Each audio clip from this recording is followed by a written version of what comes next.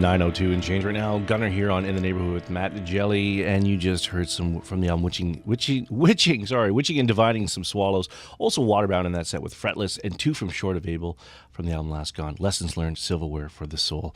Matt, take it away. And our guest this morning is Paul Berton, the editor-in-chief of the Hamilton Spectator. Welcome you to the studio this morning, Paul. Oh, nice to be here. Thank you. And you've been the editor of the Spec since, I guess, May 2010 or so. Yep. Yeah. And you came here from the London Free Press. You were the editor-in-chief there for a couple of decades, I believe. Yeah.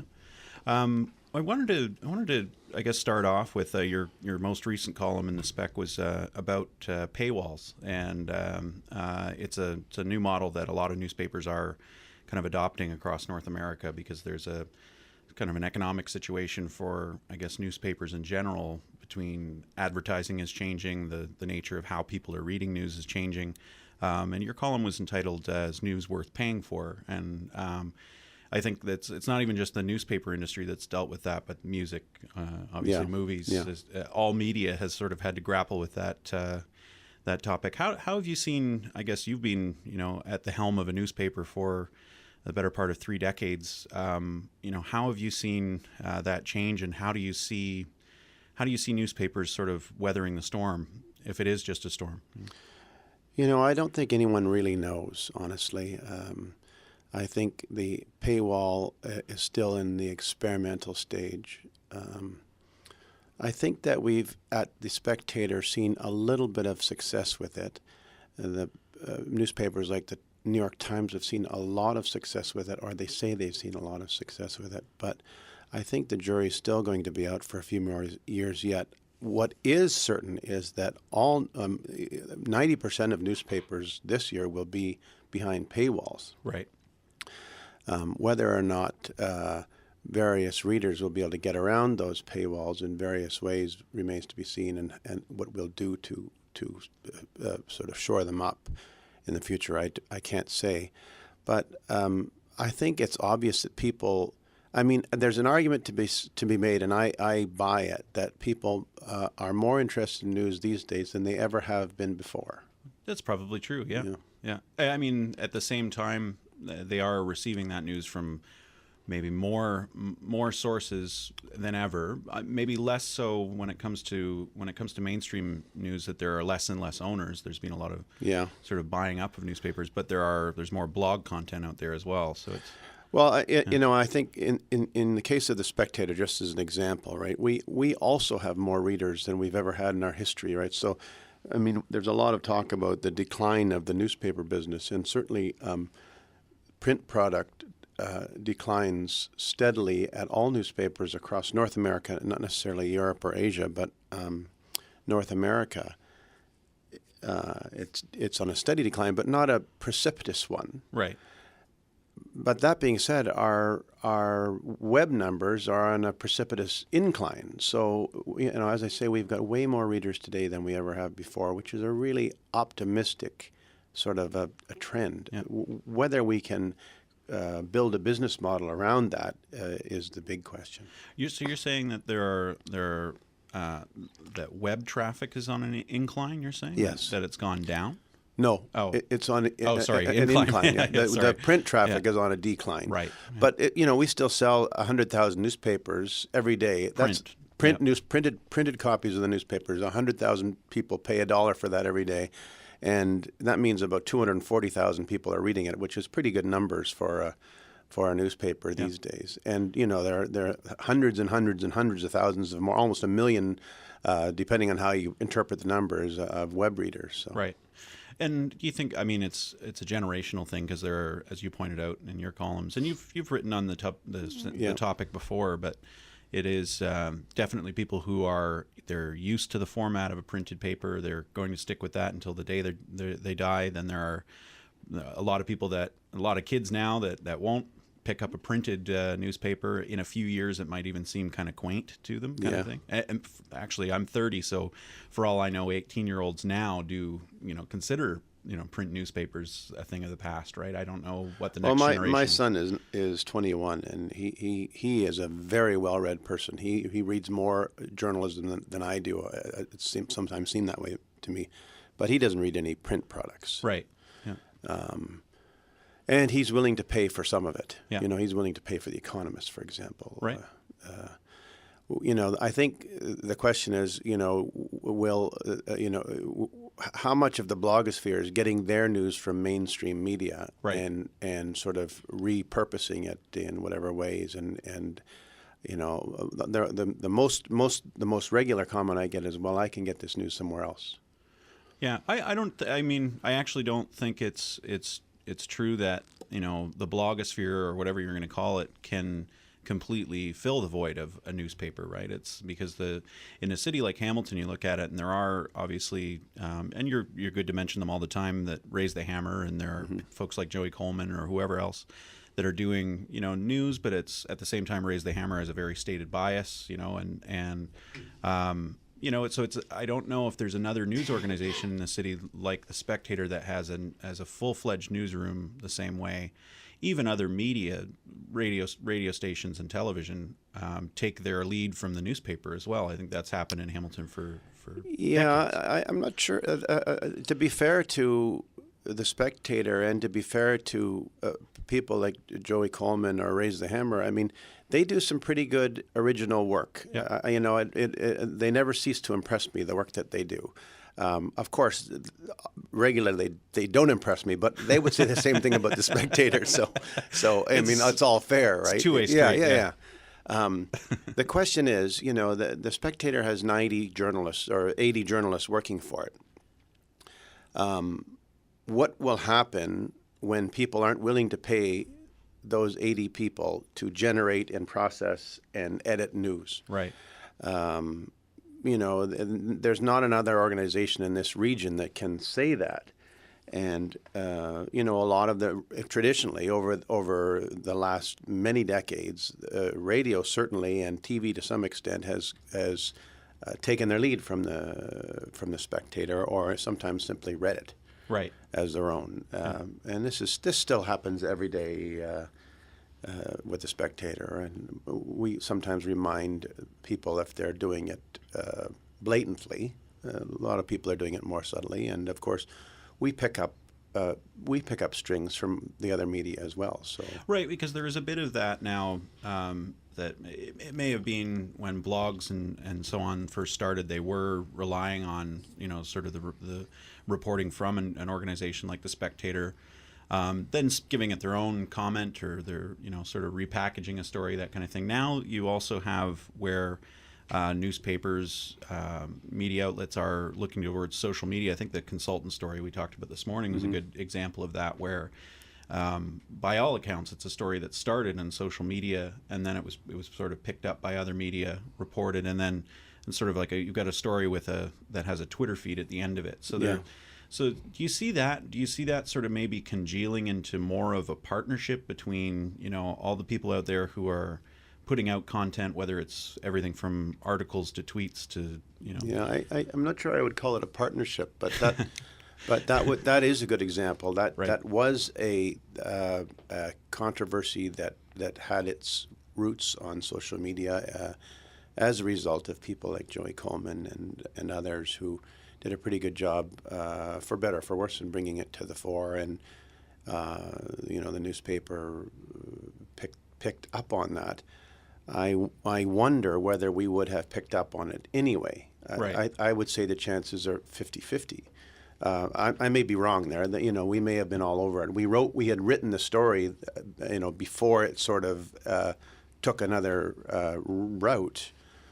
So I expect that in a traditional way that we would have got a few phone calls the next day, and then we would have done exactly what we did. But certainly social media made it good, and it made it better and easier for us. And frankly, social media and a lot of the local blogs or websites I think that's been nothing but good for the city and for the people of Hamilton. Yeah. And I mean, back to the concept of how does news get paid for? I think is part of the difficulty that newspapers are a medium that traditionally, the reader of a newspaper, when they're paying a buck for it or whatever else, that buck wasn't paying for the entire operation. So much of the so much of it was paid for through advertising. Absolutely. Now, major advertisers, because of the internet, have changed their strategy. They have their own website. If you're looking to buy a fridge or a car or whatever else, you go to the company's website. It's not as necessary for them to take out a full page ad in the Spectator. So, I mean, what do you think? I mean, I don't think anybody in the industry has the complete answers for this. But what do you think the business model will look like increasingly as that sort of advertising picture changes? Let me say, I mean, the challenge for advertisers is that they still need the newspaper too, because we still have those 240,000. They're real readers. They know that people are buying the newspaper and reading the articles, and they know that their ads get results. And I don't see that part changing anytime soon. So they've got it. They've still, they're still going to have to support newspapers for a period of time, whether that's 5 years or 10 years or 20 years or 30 years. We don't know. Yeah. But I'm going to be reading newspapers for 20 years, so that's a pretty good example. I'm also going to be reading the web. Right. So so what do I do now? Where do I put my money? And which websites am I going to be reading? Am I going to be reading the free ones or the expensive ones? And I think honestly, in future, as I've said in print before, I think that people are going to tire of news that they can't rely on. I think newspapers have known this for 100 years, right? And I think bloggers are realizing, wow, I've got to make sure that I've nailed this down. Of course, we make mistakes every day, and we try to correct as many as we can, and I'm sure they do too. But that will be the key. What is reliable news? Right. So in terms of the model, you're absolutely right that advertising is paid for most of the newspaper. Most of your dollar is only 20% of the cost of the newspaper, and the delivery, of course, which is the big deal, delivering it to 100,000 different doorsteps. But in Britain, for example, that's not the case, right? The dollar or whatever you're paying for the newspaper is indeed paying for the bulk of it, and advertising is much less, which is why you see, I might add, this sort of free-for-all, and I'm not impressed with that at all, this sort of, the phone hacking, the sensationalism, naked women on page 3 in Britain, because what's wrong? No. But you see a lot of that kind of journalism that you don't see here in North America, because we take a more measured view of it. And do you think those stories are getting emphasis because they're sort of in a desperate spot to get more readers? Is that the point? I wouldn't say desperate, but they are desperate to maintain their position and gain on it every day. Circulation is everything, so every front page is meant to sell newspapers. Right. Our front pages are meant to reflect the day in the life of the city and also to do good, right? So if the United Way needs help, or whatever charities need help, we try to help them. Yeah. Gunnar, I'm just sitting here thinking the whole, a newspaper's mandate. To me, the news is report the news, and what led to this story. And you saying over in UK, it's the sensationalism constantly trying to grab readership. To me, that's not a news outlet. It's like it's entertainment. It's fluff. And having said that, over the recent while, how do you see people consuming the message in the news? Because it's just, what do they want? How do you gauge it? Do you need to know that Lady Gaga had a cold and she fell or do you need to know that but like or public funding is cut in Hamilton? Like, where do you? To be fair to both the British newspapers and to us, I mean, we also do Lady Gaga fell and had a cold stories. Yeah. We just don't blow them out of the water on the front page.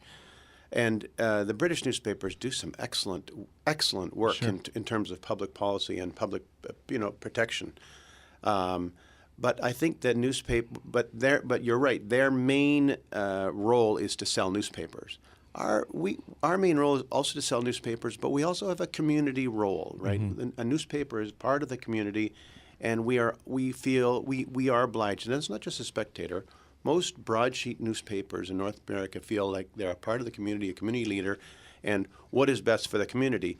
You and I may disagree on what's best for the community, a Pan Am Stadium or one-way streets, but what we're trying to do is saying, okay, we believe that this is an important issue for the community, and we feel that we need to air it.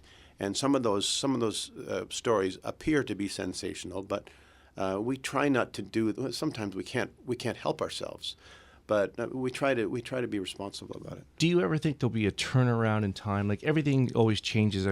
Just as a music example, everyone said vinyl. That's it. We're going CD, and then from CD to MP3. But vinyl never went away. I only use that comparison because that's what I know on my end. Mm-hmm. But with since technology, internet, downloading, how we're consuming everything, do you think there'll ever be a time now that maybe again where we'll be hiring more journalism at papers, because it seems to be like because of the costs and it's easier just to pick up something off the newswire and put something in than hire someone to write about. Will we ever see that time again? I think that we will, but again, we've got to fix the business model first. I think that people do want good information, and I think Matt, you'd know this. I mean, people want data interpretation, and they want to understand what the information means. And there's all kinds of information sitting around waiting for us. It's not particularly secret. It just needs to be aired publicly and interpreted by a responsible organization. I think whether the future of newsprint itself will depend on technology. So I thought for I got an iPad when they first came out in the United States before they were in Canada, because I thought, well, maybe this is the thing, but it's clear that it's not yet. But we don't know what the next iPad is going to be. When it becomes easy enough for a 65-year-old to use and comfortable enough on their eyes to read, then they'll say, sure, I'll read this, and I'll pay for it. Right. I don't need a newsprint. I'm more comfortable with the paper. But now they're more comfortable with paper, and I don't see. I mean, when someone invents that, it'll be a big deal. Just to touch back on what Matt was talking earlier about how we are consuming our media, especially with technology, is it harder to sell the message on an iPad? Just as an example, with people consuming it, like is the age group because now everyone wants to read off of their phone, and here's this tiny little screen, and how am I supposed to see all? Do you know what I'm saying? Yeah, I don't. I would push back on that. I don't think everyone wants to read on their phone. I think everyone who's young wants to read on their phone. But I can't read much on my phone. It's just too hard. It's too tiring for my eyes to do that. So how do you pick up new readership from the young then? To pick up on the Spectator? That's an excellent question. I think we wait till they get old, which is what newspapers have always done. Well, but if we're waiting for them to get old, you're competing with so much now. Like how the landscape of consuming media is changing. I think that someone is working now. I have some ideas myself. I mean, why not have your phone projected? I know that they're going to. I'm just hearing out of the Las Vegas Consumer Electronics Show that they're projecting keyboards on the table, so you can use a virtual keyboard. Well, the next step, of course, is to project the entire newspaper onto the wall. Well, I might read that. Do you know what I mean? From my phone, if it has a projector. This is a pretty good idea that someone can take right now and make millions of dollars if they want. I mean, that is probably the future. It's a simple idea. Then your phone will become very, very much useful for people who don't really want to strain their eyes by reading a little.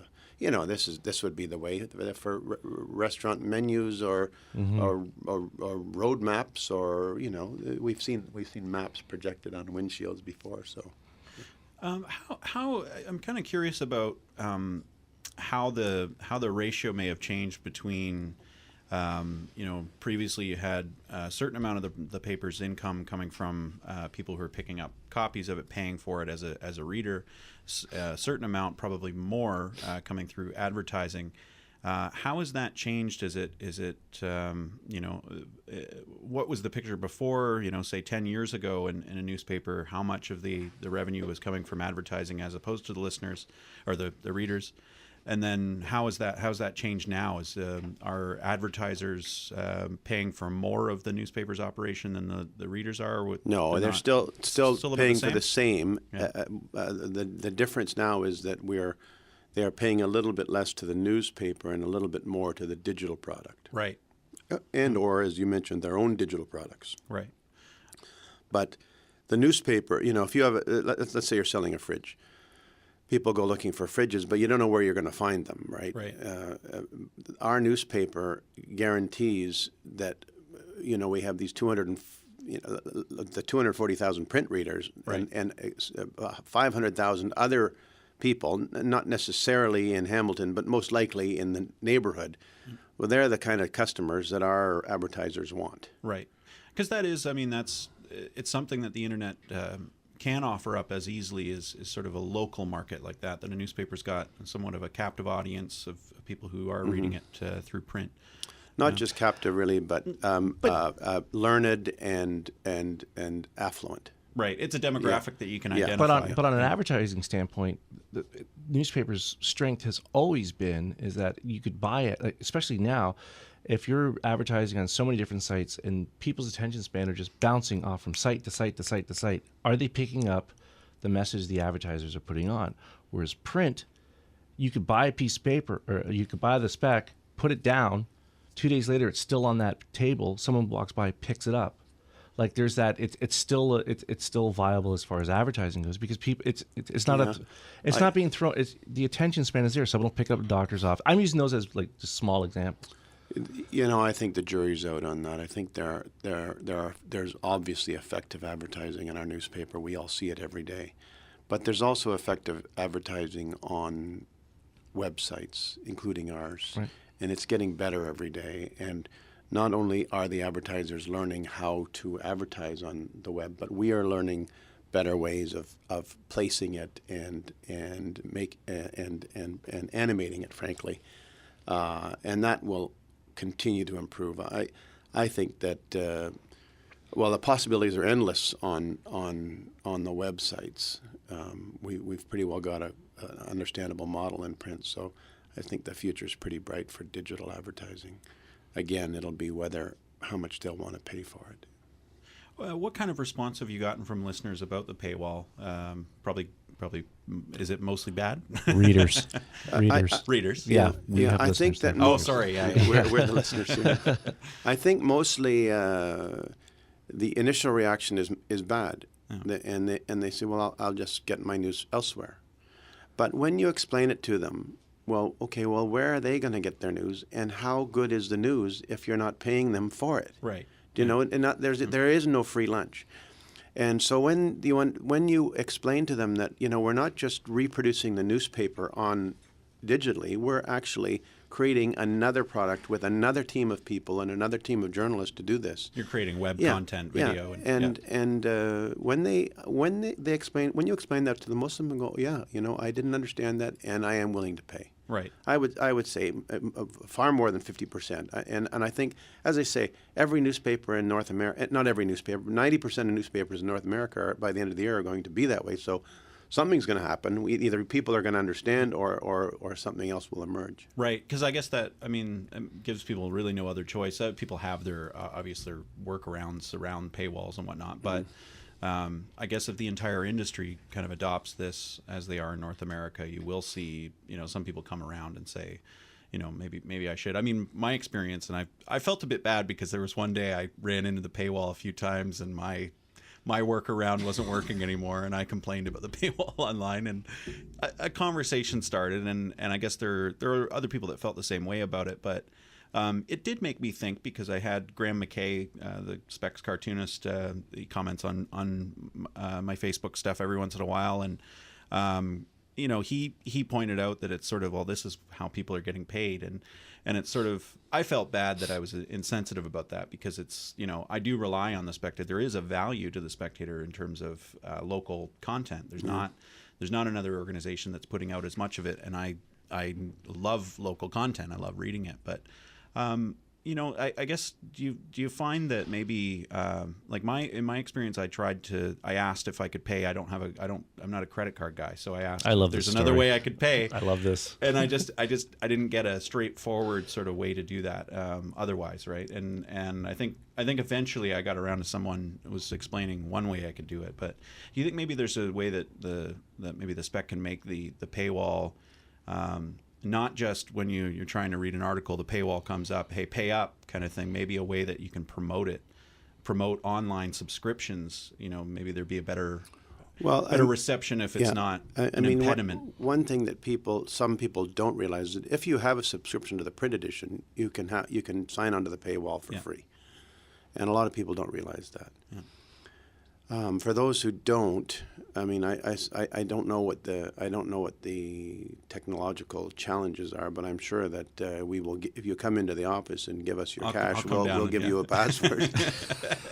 I had a funny exchange with a gentleman who wrote saying, why would I pay for your news? It's I can get it elsewhere for free. Right. And he happened to, his company name, as president of the company, I think it was an appliance company or a heating company, and I explained to him that this isn't free, and I said, by the way, I'm looking for some free furnace repairs. I wonder if you might come over and do that. So he understood it right away. Right. He said, when you put it that way, now I get it. Right. Yeah. Everything. The free services are usually not great services. I think maybe this is why I felt a bit worse, because as a graphic designer, I've run into that before too, where a client won't realize that it's work, right? Yeah. Everything's work, right? Yeah. It's not just, people don't just do this for fun, and Mm-hmm. Well, that's what I say to the CFMU management when they listen to some of our shows and they go, "This isn't very good." And I'm like, "Well, we're doing it for free." He has to have that conversation every week. Every week I have to tell them that. Yeah. I'm curious what kind of, I guess just even moving off the paywall subject, but you're, as the editor-in-chief of the newspaper, you probably are a lightning rod for criticism of all sorts, for coverage or for even an aspect like that. The paywall isn't, a paywall isn't your job necessarily, right? Like, you're the editor-in-chief, you're an editor, right? So you probably field some of that. But in terms of just the general feedback that you get from listeners, from readers, what do you hear, and is there a consistent theme that you're hearing from Hamiltonians of what they want from the Spectator? That they're saying, we're readers, we're going to continue to be readers, this is what we're looking for. What do you hear back from the public? It's unfortunate that editors-in-chief everywhere, they tend to hear from people what they don't want more than what they want.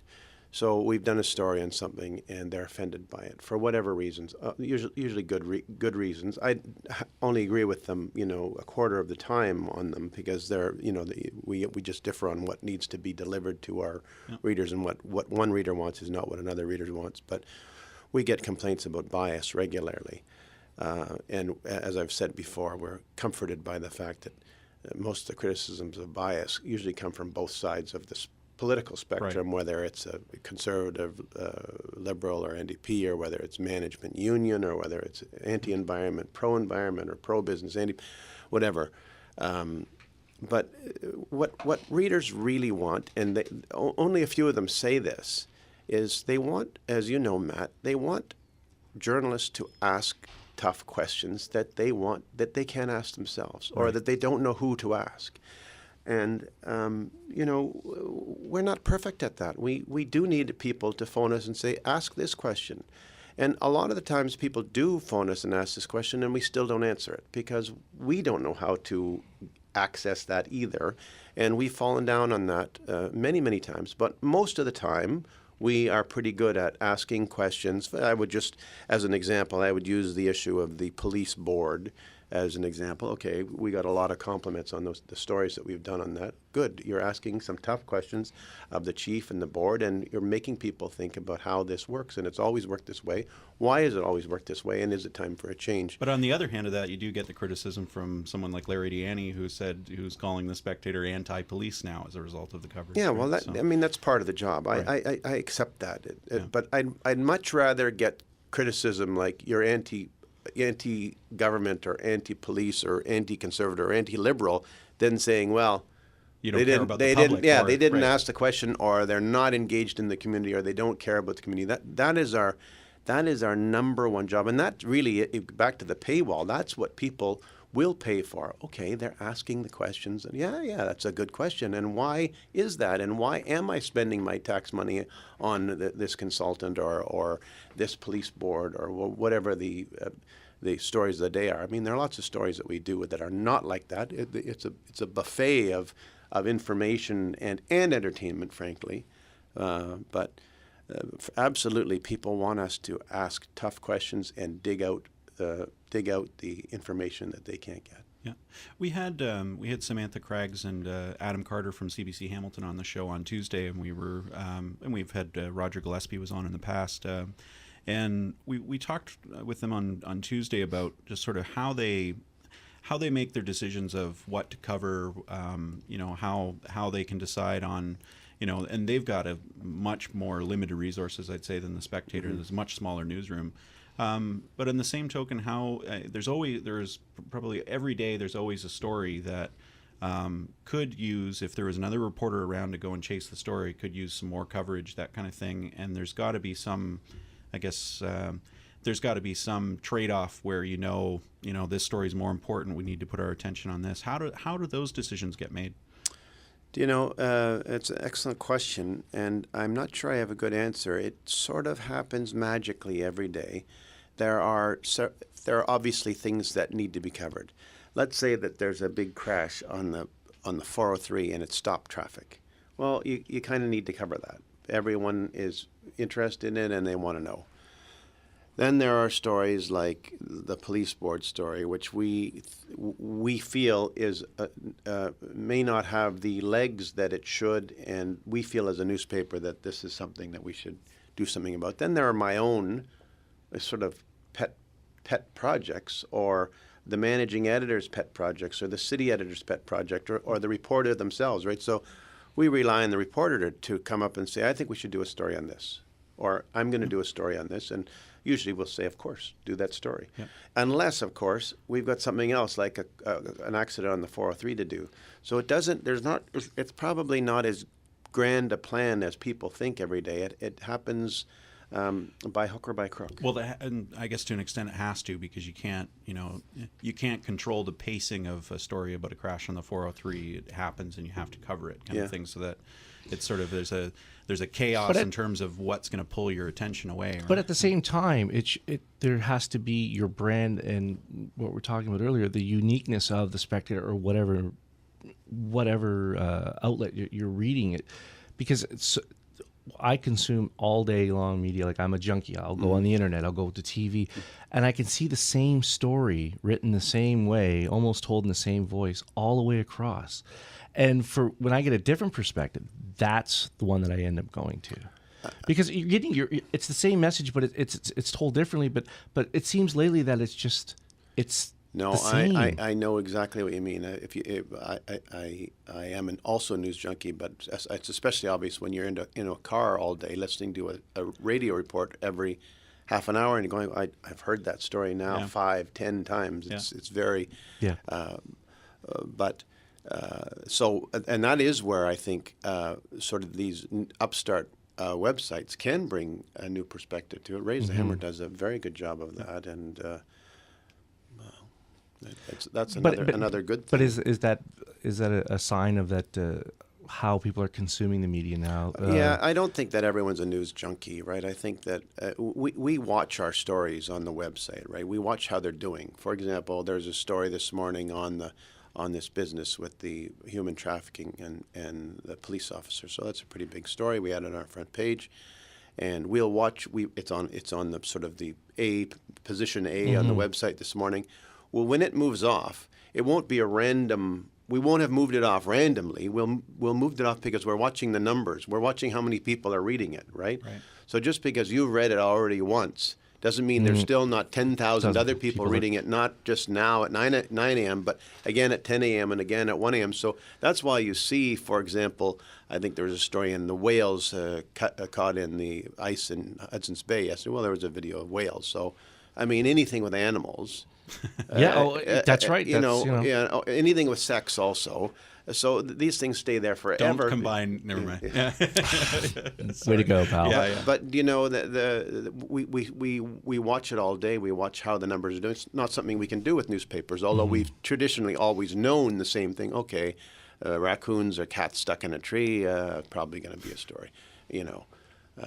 Turtles today, I think. So to me personally, it's just when I watch different programs like the morning shows, it's the news wheel every 20 minutes on some, and after a while, there's just so many ways that this anchor person can deliver the same. I know. It's like, but like he's saying is that. But I don't think most people are like you. I think they watch a little bit of television in the morning, and they go to work, and then they come home and it's the same story. Yeah. I heard that. I think that if you look, say we listen to CBC, for example, one of the local radio stations.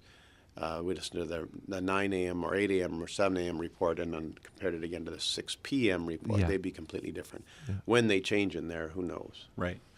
The other question that I did ask as well to Adam and Sam on Tuesday is they both came from Sam's done work in Simcoe and Adam's done some work in Toronto. You spent a couple of decades as the editor-in-chief of the London Free Press. What difference have you seen in terms of when you moved from London to Hamilton, just in terms of maybe the media's relationship with the community, or even the media's relationship with various governments as well? Like, how is your job different in Hamilton than it was in London, I guess? Yeah, I should say that I was at the London Free Press for several decades, but I was only the editor-in-chief for 1 decade. Oh, okay. Yeah. So I was, of course, various other positions, editors and reporting and copy editing. And I think that that's an interesting question, but it's interesting. No matter where you are, a broadsheet newspaper like the Hamilton Spectator, the London Free Press, the Ottawa Citizen, or the Peterborough Examiner, they all tend to have the same relationship with their local community. They try very hard to be involved in the community. They take their role in furthering the interests of the community rather seriously. I think in some cities now it's a little bit less than that. I think that's very unfortunate, just because some of the corporate ownership of some of those newspapers is really more interested in just business than they are in communities. But for the last more than a century, broadsheet newspapers everywhere have been the same, and the editors of those newspapers have been basically the same to a greater or lesser extent. And the relationship that they have with their institutions usually depends more on the personalities. I had a very close relationship with the police chief in London. I don't have that here. The police chief's just a little bit more formal in Hamilton. And the same with the mayor, actually. I would sit down with the mayor regularly, and we would talk about our mutual unhappiness with each other's organization. But it was a very friendly conversation. I don't do that with the mayor here, just because of that's not the kind of mayor we have. Yeah. I'm not saying one is better than the other. It just is what it is. But generally speaking, that relationship between the newspaper and the community and the community institutions is pretty much the same. Yeah. We see a lot of sometimes where there's gatekeeping of information, or there are what are some of the impediments, I guess, to making sure the public is informed? Like what are the the obstacles that a newspaper runs up against, I guess, at whether it's City Hall or with the police story, obviously. Yeah. And what can we do to get past some of those? What can governments do to open up information? So I'm going to answer that in 2 parts. Sure. The first is that I think that people need to understand that just because something is on Twitter or Facebook or on social media or even on the radio or television, it doesn't mean that we're going to report it. For example, there was the incident of a guy who was shot and killed by a hunter up west of here, and the name of the person was all over social media, and people said, "Well, why isn't it in the paper?" We all know the name of the guy, and we said, "Well, how do you know?" Right.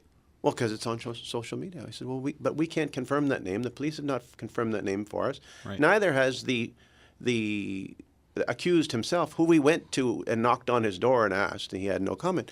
So, I mean, we don't feel comfortable Right. reporting that name. So that a lot of the time people think, well, you're not doing your job. I can get the information somewhere else. Well, sometimes that information is not correct, and sometimes we just don't have, as a responsible institution, the ability to report it yet.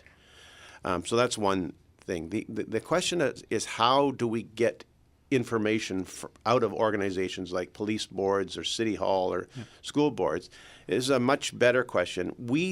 I believe that we are in the best position of any organization in town to acquire that information, and we try very hard to get it. We haven't done as good a job in many cases as we should have. In fact, you yourself, Matt, have got information that we should have got from various public organizations.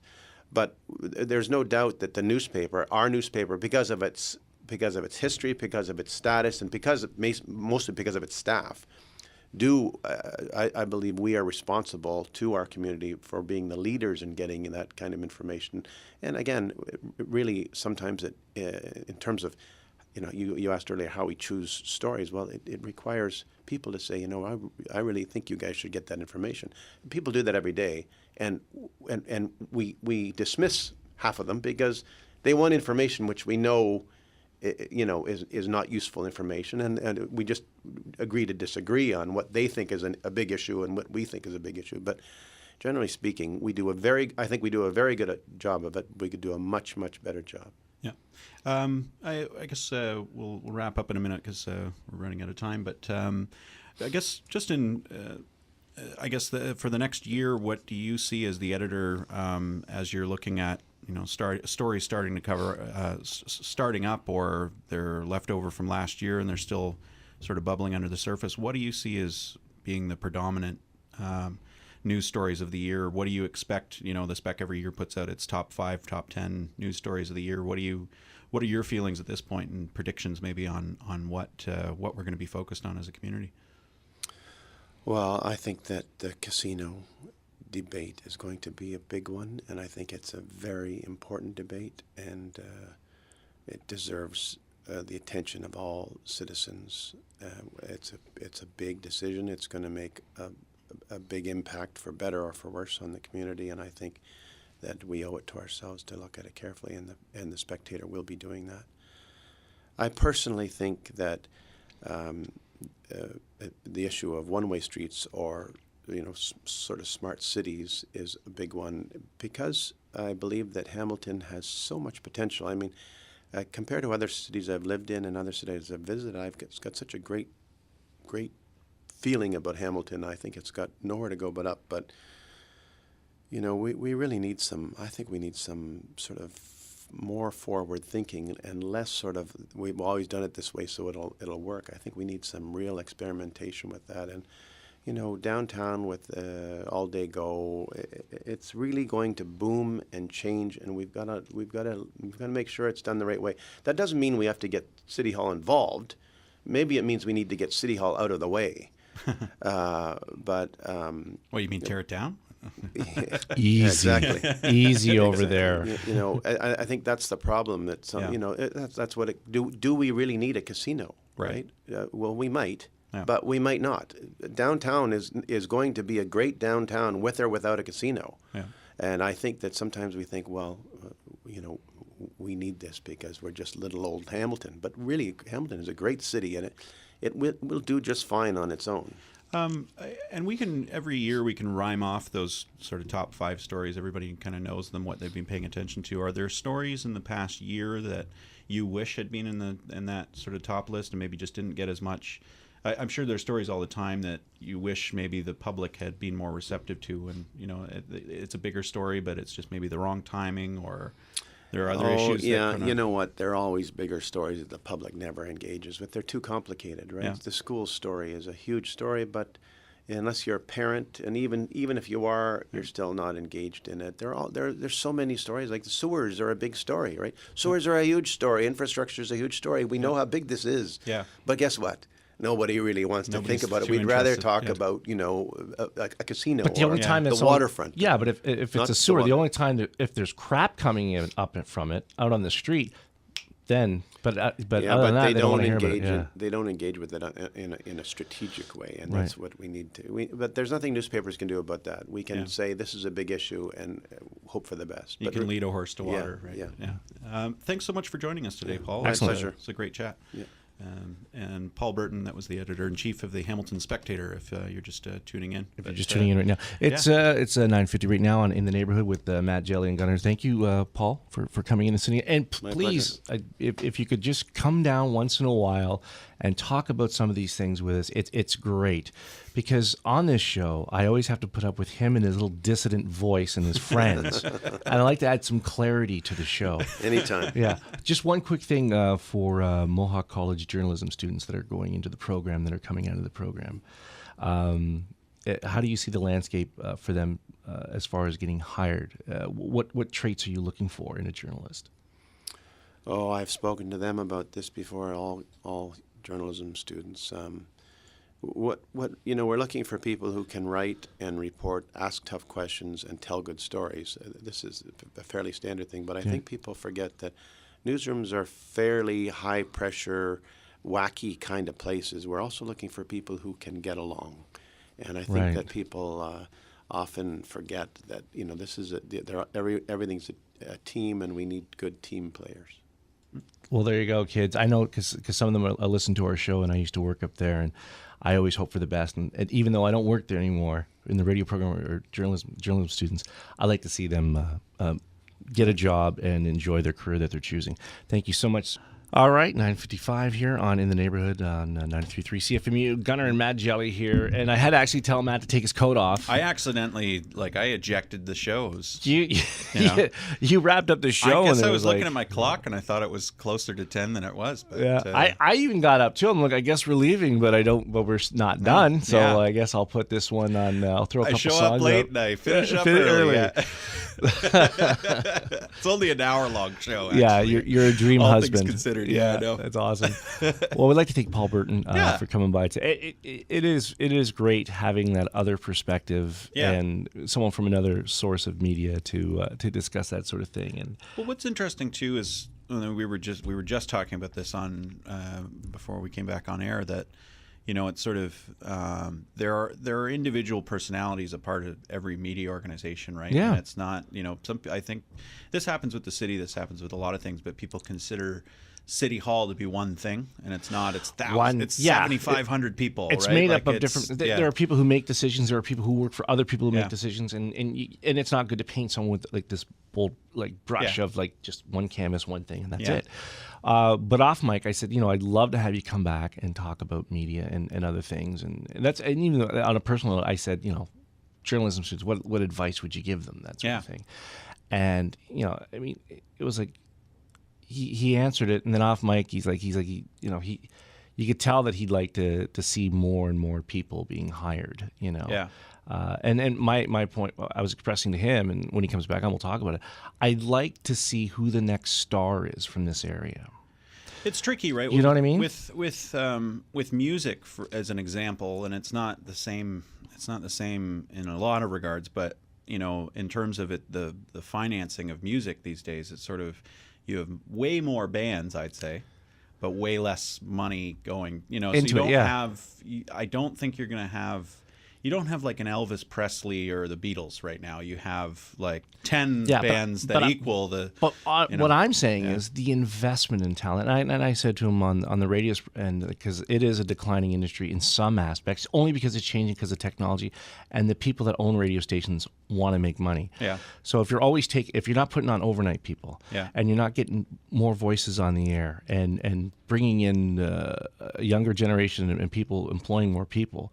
Who's your next star? Who's the next person to innovate that industry? Right. Because it's never going to be, as much as everyone thinks, that person that's in top management or something, because it's like a cookie cutter mentality. Well, we've been doing this for so long and it's working and we're still making money by cutting. Yeah. Who's your next star? And I feel the same way about journalism, right? Yeah. It costs money to pay for Associated Press stories, and a lot of papers do it. But what about bringing on another staff writer to do some writing, to mold them into something great that they could be, right? See, like I'm a daily spec reader, have been for most of my life. What I gravitate towards in terms of their coverage is local anything, right? Like I don't read the Lady Gaga story. I don't read the sports section. I don't read horoscopes. I don't, what I want are those sort of half a dozen local articles a day.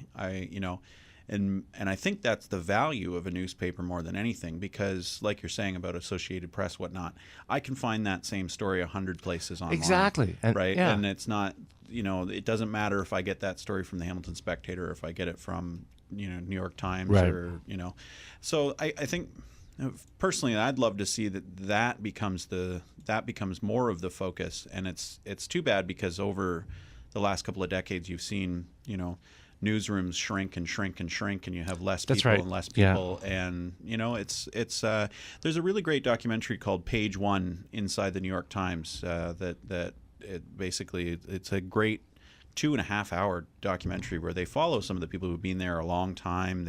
They're talking to people who, they're present. The documentary makers are present when people are getting laid off, that kind of thing.